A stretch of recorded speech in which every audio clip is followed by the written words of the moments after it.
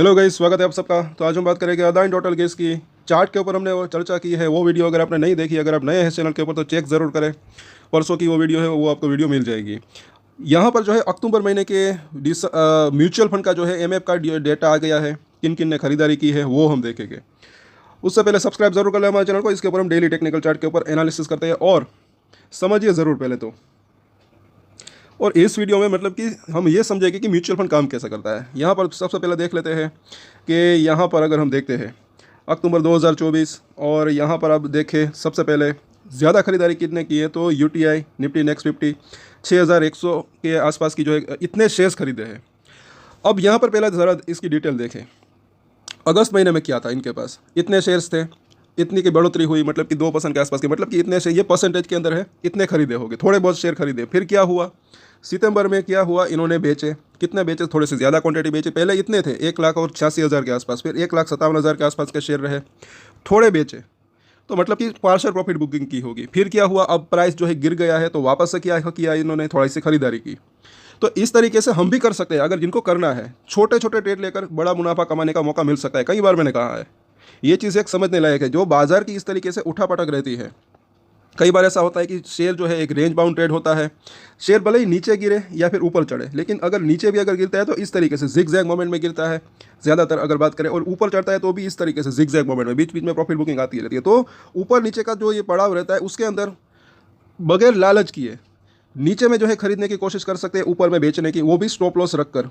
For example किसी को वो भी थोड़ा थोड़ा करके, अगर किसी को 10 शेयर खरीदने हैं तो इसमें से 3-3 करके खरीद सकते हैं, 5-5 करके खरीद सकते हैं। ऐसा बार बार अगर हम करते हैं तो भी अगर फिर पूरे साल की अगर हम गिनती करें फिर भी जो है एक अच्छा खासा जो है मुनाफा कमाने का मौका मिल सकता है, ऐसा मुझे लग रहा है। बाकी जो लॉन्ग टर्म निवेशक है चाहे तो अपनी होल्डिंग कंटिन्यू रख सकते हैं, लेकिन म्यूचुअल फंड आप इसको देख सकते हैं।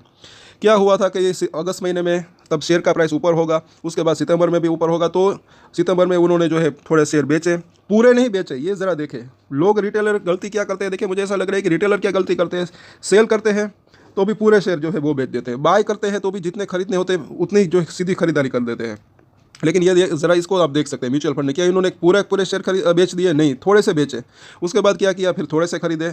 अब इतना शेयर था उनके पास, लेकिन जितने बेचे थे सब के सब नहीं खरीद लिए, अभी भी इतने बेचे, मतलब कि अगस्त महीने में जितने थे उतने अभी तक इसके पास नहीं रहे। हो सकता है कि आने वाले समय में खरीदने की कोशिश कर सकते हैं, मतलब कि हो सकता है कि ये खरीद सकते हैं। अब यहाँ पर ज़रा नीचे देखें, दूसरी अगर बात करें निप्पॉन, तो यहाँ पर भी उन्होंने भी जो है अच्छी खासी खरीदारी की, 5,600 के आसपास के शेयर्स। फिर देखें तो और भी एक यूटीआई की दूसरी स्कीम है, उन्होंने 2100 के आसपास के शेयर खरीदे। फिर मोतीलाल ओसवाल ने भी 700 के आसपास की खरीदारी की, निप्पॉन इंडिया, और भी आप लिस्ट इसकी देख सकते हैं किन किन ने खरीदारी की।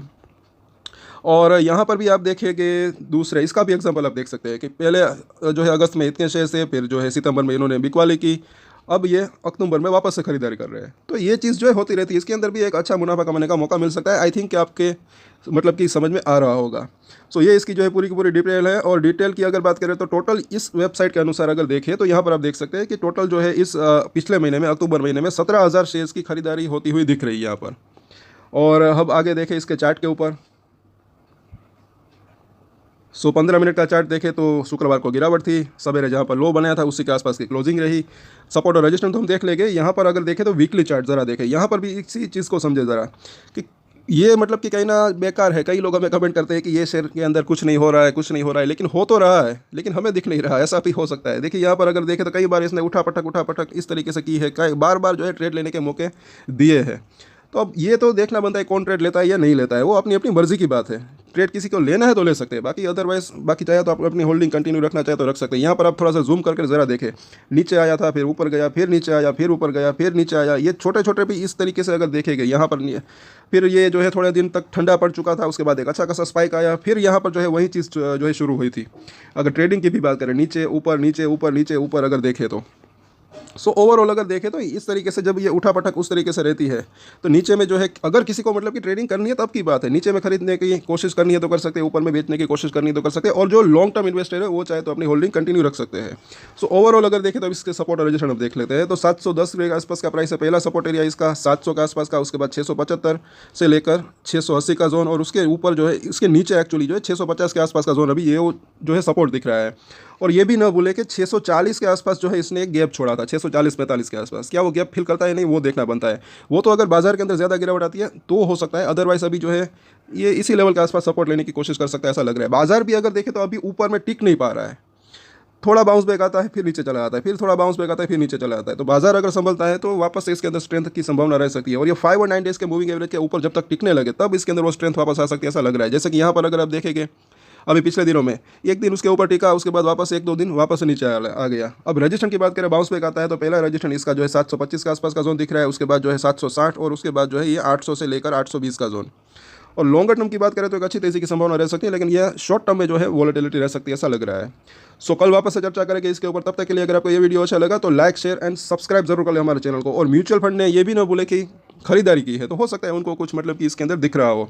साथ साथ ये भी ना भूले कि यहाँ पर भी जो है जब ये ऊपर था तब भी इसके अंदर हैवी जो है एक डिलीवरी उठी थी, जैसे कि हमने देखा था डिलीवरी वॉल्यूम अच्छा खासा था। उसके बाद जब ये नीचे आया तो अभी ये जो है थोड़ा सा वॉल्यूम भी इसके अंदर कम हो चुका है। तो कल वापस से चर्चा करेंगे। और एक स्टैंडर्ड डिस्क्लेमर जो कि मैं हमेशा देता हूँ, आप कोई भी ट्रेड ले उससे पहले अपनी रिसर्च करें, अपने फाइनेंशियल एडवाइजर की सलाह ले, उसके बाद ही कोई डिसीजन ले, और डिसीजन ले तो उसकी जिम्मेदारी मैच्योरिटी के साथ खुद ही ले। ये वीडियो मैंने एजुकेशन पर्पस के लिए बनाई, मेरी तरफ से कोई भी बाय या सेल की रिकमेंडेशन नहीं है। Thank you.